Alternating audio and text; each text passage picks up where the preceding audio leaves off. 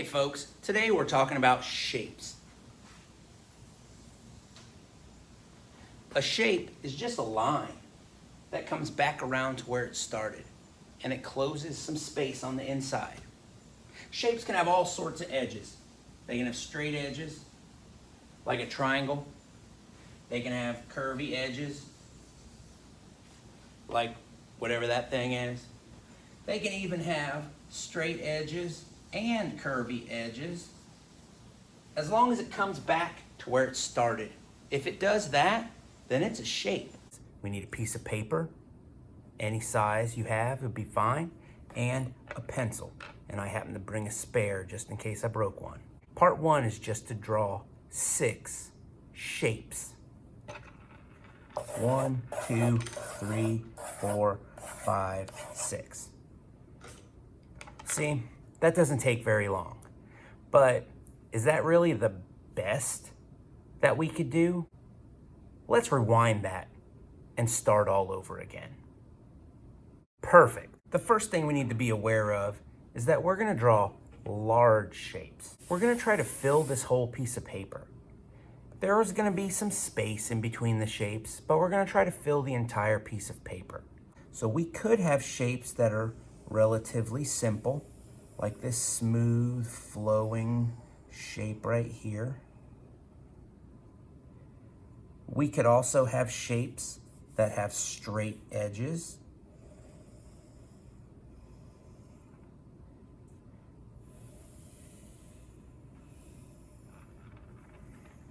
If you noticed, one thing I did with my second shape was that I drew it in relation to my first one.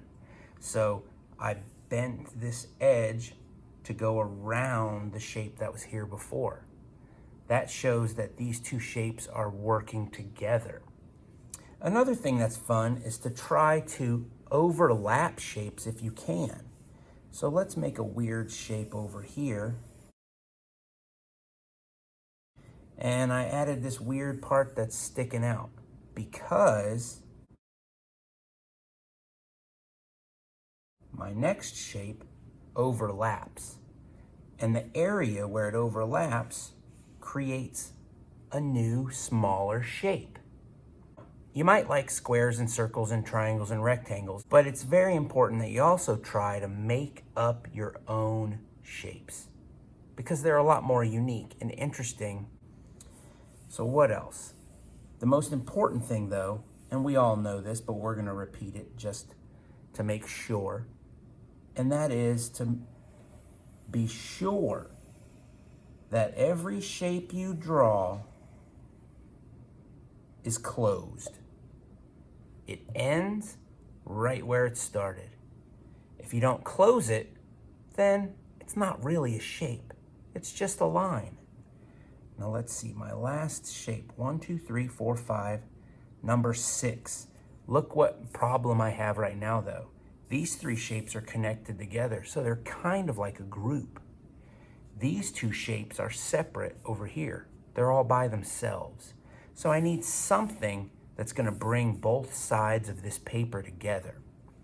And I believe the way I'm going to do that is by going through both sides of the artwork. And there are my 6 shapes. We're going to be adding patterns to each of the shapes that we've created.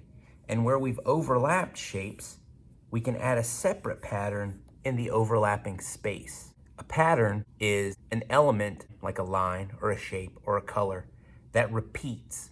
I'm going to start with a simple pattern.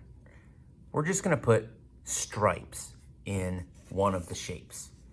And I'm going to use my ruler to do that. When I use my ruler, I like to make sure I'm holding it as wide as I can so that neither end slides away from me while I'm trying to trace the edge. Lots of things have patterns. Clothing, animals. If you look closely, you can find patterns in a lot of things that we see around us every day. Try to keep your artwork balanced. Every time you add a pattern somewhere, try to think of another place where you can repeat the same pattern to balance it out. There are 3 ways to make patterns: the ruler, to draw straight lines. You can also trace objects, trace some squares, and you can also freehand draw your patterns. We're going to continue adding patterns into all the spaces. You can see each pattern has a counterpart that balances it out. Stripes, stripes, squares, squares, squiggly lines, squiggly lines. I don't know what you would call this. The shapes get smaller and smaller and smaller, smaller and smaller and smaller. And that brings us to these two shapes. I wanted to do something a little different with these two shapes. First, the shape on the left. You can see that I've added some ovals in it, and they're organized in a way that hints that it's a face. These are the two eyes, and here's the mouth. Artists like Miro used shapes to represent characters and objects, and I thought this would be a fun way of referencing that inspiration by turning one of the shapes into a character. With this shape, I wanted to show you something different. You can put a pattern inside another pattern. So I'm going to go ahead and add little circles inside some of the stripes. So I'm adding a pattern inside the stripe pattern that's already there. And that's one way that you can make one pattern more interesting.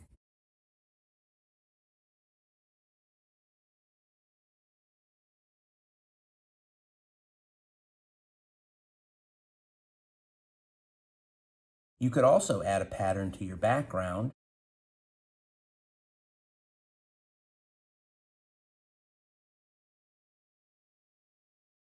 It's time to color. Normally, I try to limit the amount of colors that I use, but I think this time I'm going to use a lot of colors because I want to experiment with the colors a little bit and see what happens.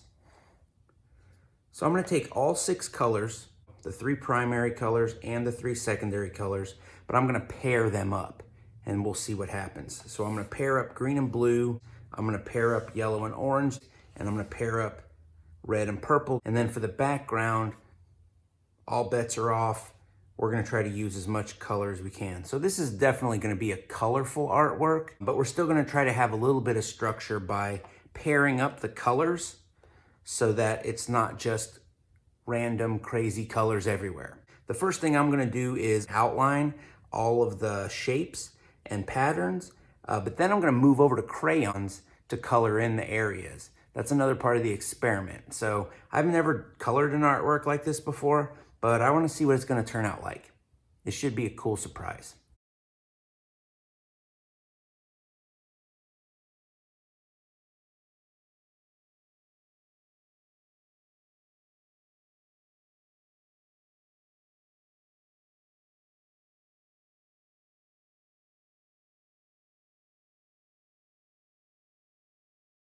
All right, so all the shapes are outlined.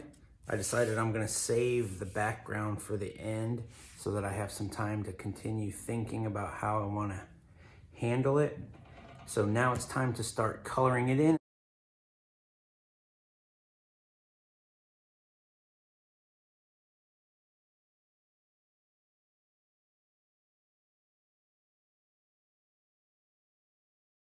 All the shapes are colored in now. There are definitely some nice things about working with the crayons. They just look softer. They do have advantages as well. Like later on, I'm gonna use pressure to create some darker values. If the shapes are lighter than the background, then that's gonna make the shapes pop out.